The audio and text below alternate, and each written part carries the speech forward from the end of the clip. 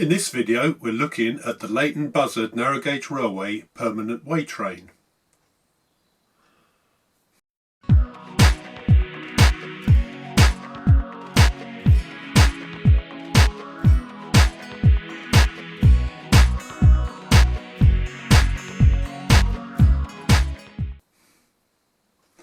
Hi, welcome back to Halton Warren OO9. I'm Mark, and yeah, something a bit different this time. You might have noticed in the little credits running clip there that I'm dressed in a uniform, and that's because I'm a volunteer guard on the Leighton Buzzard narrow gauge railway. Now, not only do I do that, I do go up once a week and just help out a little bit with some of the admin work, basic stuff, answering phones and stuff like that. But I was there the other Monday, and suddenly I heard beep beep. I thought, what's that? I thought it was a lorry coming in first, and I thought, no, it sounded a bit low for that.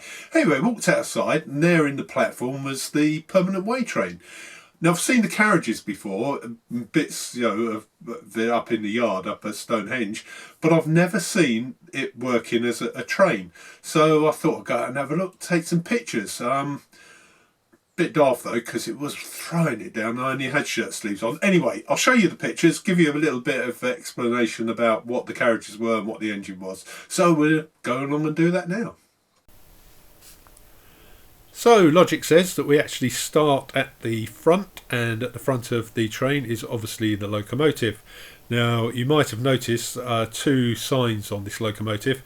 The first one is the number which is NG51. The other is there's a plaque on the front that says Barclay. So yes, this was built by Andrew Barclay Limited in Kilmarnock. Now, it was actually built in 1987. It was built for MOD Chilmark, which I believe was an RAF base or facility. What else do you need to know? The locomotive is powered by a Perkins 6.3544 6-cylinder water-cooled 5.8 litre engine. Now, this develops 111 brake horsepower at 2,400 RPM. It's fitted with an exhaust conditioning system. The transmission is a Clark 12.6 HR long drop unit, which is directly mounted onto the engine. Has a single torque converter driving a 2-speed power shift gearbox, and the final drive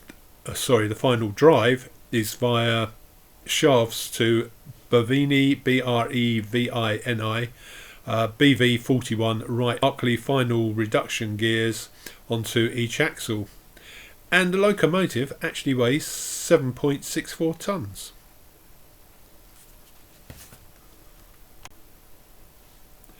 Right, so after the loco, we've got the first of two brake vans. This brake van is number NGB4404. It was built by John Thompson Engineering in Mansfield. It's got four wheels, it's fixed, it's not bogeyed.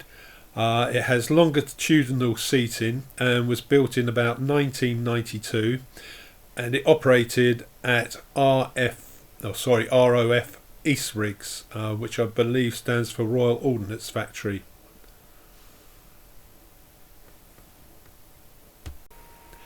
Okay, next we've got the two wagons. Now, these are both four-wheeled drop-side wagons.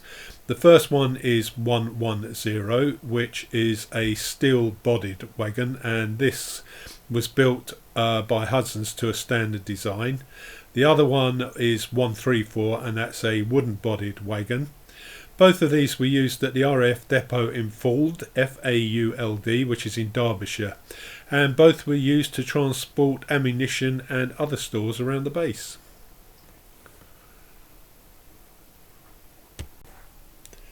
Okay, so the penultimate vehicle is number 10, which is the tool van. Now, this was actually constructed by the Leighton Buzzard narrow gauge railway, and is based on the underframe and bogies of a Hudson coach, one of the open toast rack versions. And this particular vehicle, when it was operating, was actually operated down at Chilmark and Ditton again. The PW team have told me that this is a replacement to their original tool van, and it's not quite up to the standard apparently of the original either. The original had space in there, so if the weather got too bad and they were out and about working, they had plenty of room to sit down and shelter from the weather until it got better. The other thing is it did have tea and coffee making facilities, which coach number 10 at the moment doesn't, but I'm sure sometime in the future they'll rectify that. Right, that brings us to the last vehicle. Now this is another brake van. Not only a brake van, it's also a tool van, as you can tell by the two boxes on the deck in there. It was built by NEI Becorit, Becorit, or Leighton Equipment, successors to Robert Hudson Limited.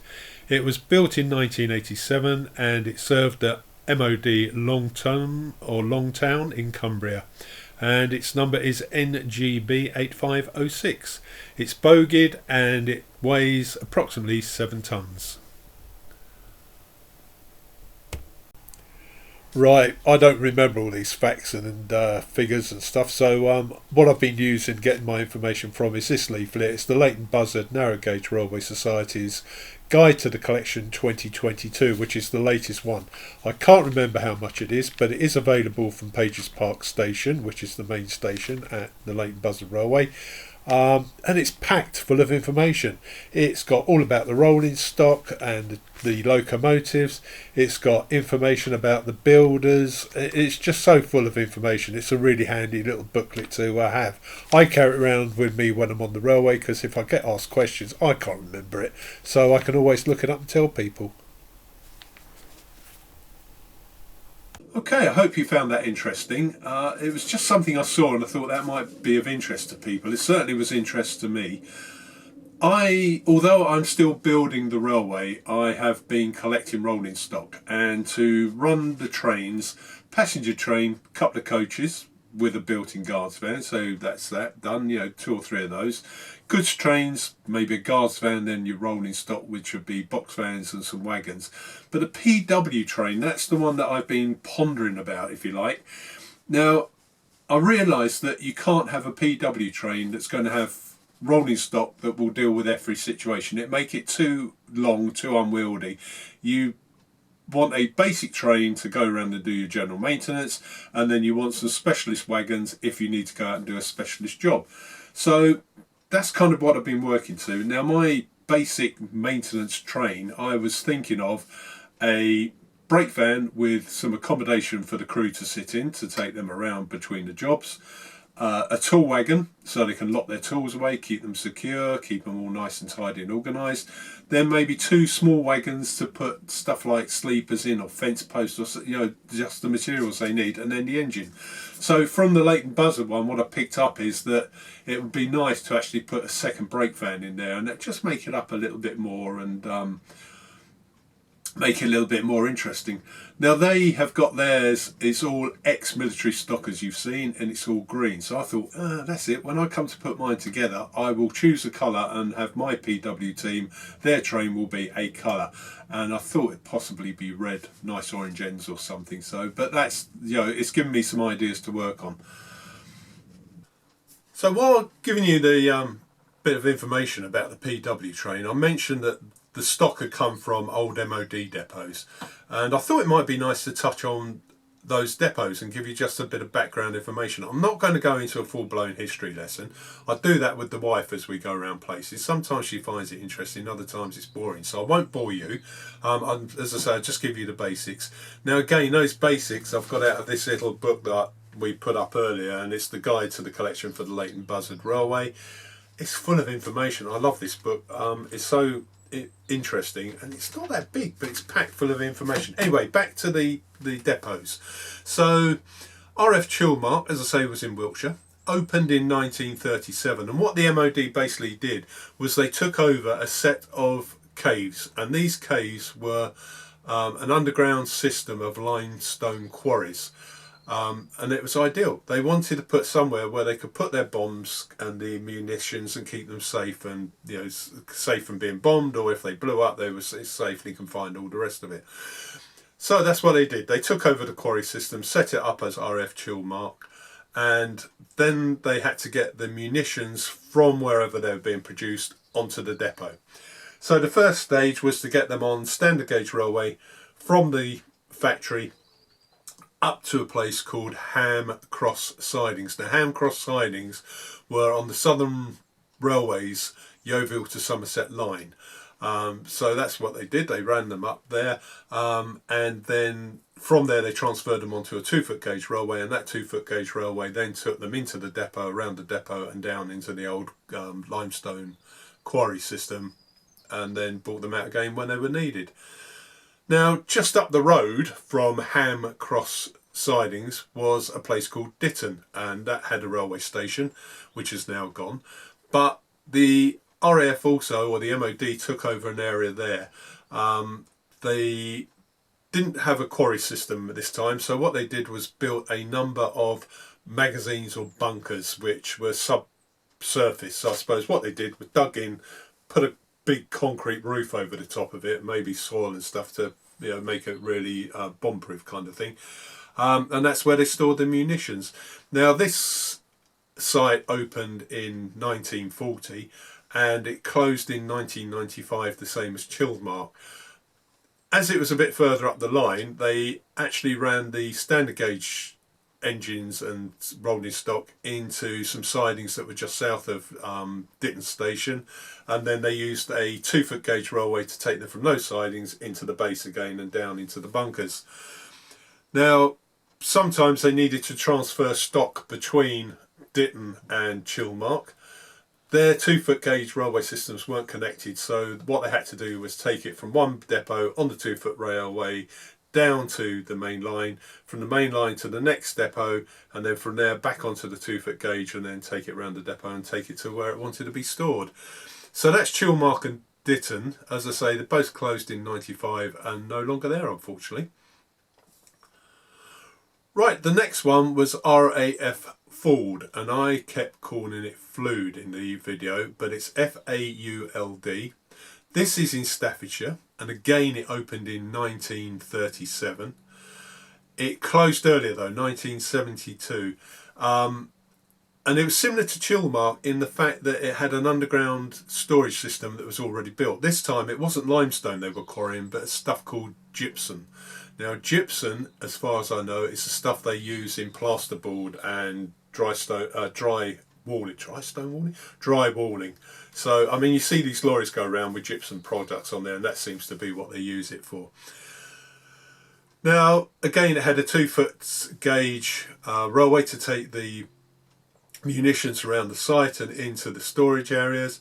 But this time they had to connect with the LMS line, and this was the one that ran from Burton-on-Trent up to Uttoxeter, and it was this time a set of sidings at a place called Scrompton. Nice name, that.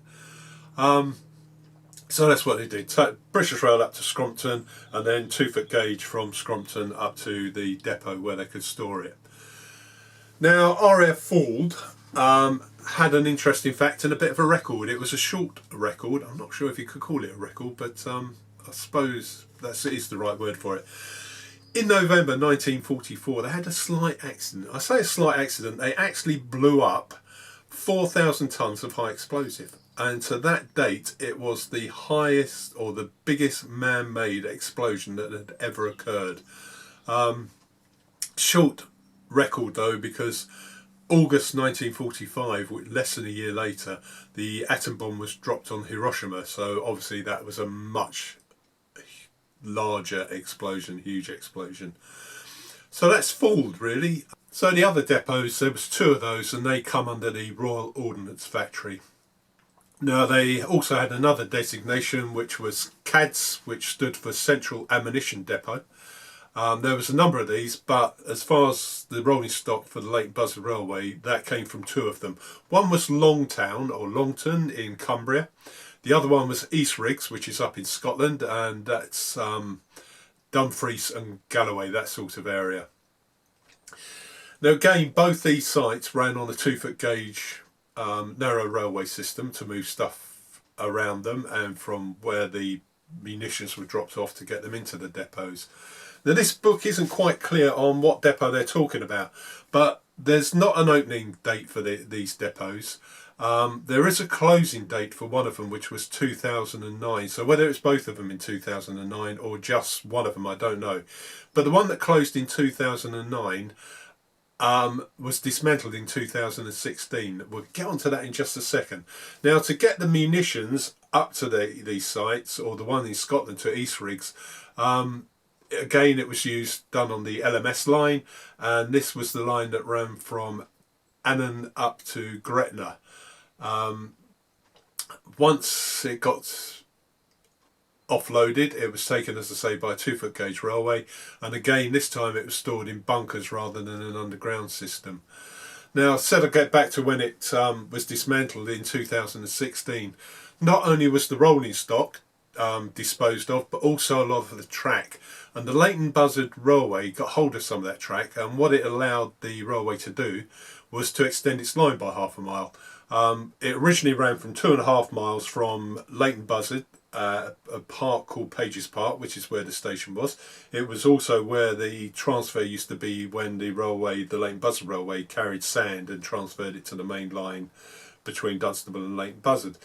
But the railway's always looked at extending up to a place called Mundy's Hill. It wants to extend further, but that's in the future.